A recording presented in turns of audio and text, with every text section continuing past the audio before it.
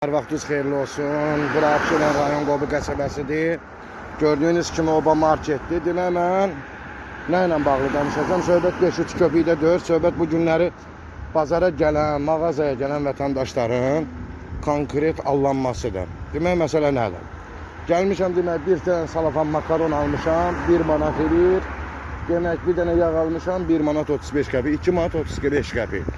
Götürür mənə 10 kiloluq salafanı vurur ki 5 qəpiyə. Gələ bunun içine qoy apar. Deyirəm, ay bala, mənə salafan lazım deyir, bəs.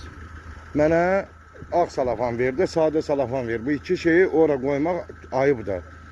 Bəs bu salafanı bəs beləncini eləmək olmaz. Bu cür yəni, vətəndaşları allatmayın.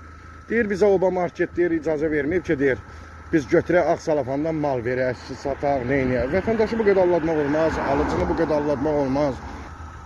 Mağazaya gələn sakinləri Oba market halladır.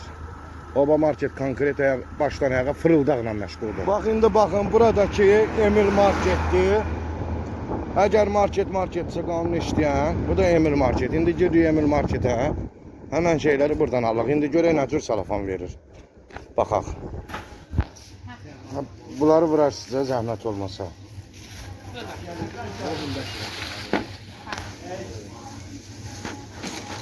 Bakın, hemen bir təkrar, hemen bir şeyi Emil marketten Allah'ım mən. İndi bakın, Emil marketine klok verəcək. Bu da Oba marketin fırıldağı. Zəhmət olmasa bunları vur. Bax, bu Emil market. Xanım, bunlar deyirlər. Zəhmət olmasa salafan ver.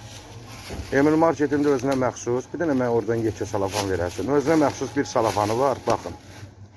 Bu da fikir verin. Bu boyda kloka, Oba marketdə. Söhbət 5 qəpikdir. Bu boyda kloka bunu qoymaq nə dərəcədə düzdür? Deyir ki, rəhbərlik icazə vermir, bəs biz belə kloklardan istifadə edəyək. Belə çıxır ki, Oba market konkret salafan pulu yığır. Nə qədər elədi? 2 manat 85 qəpik. Zəhmət olmasın.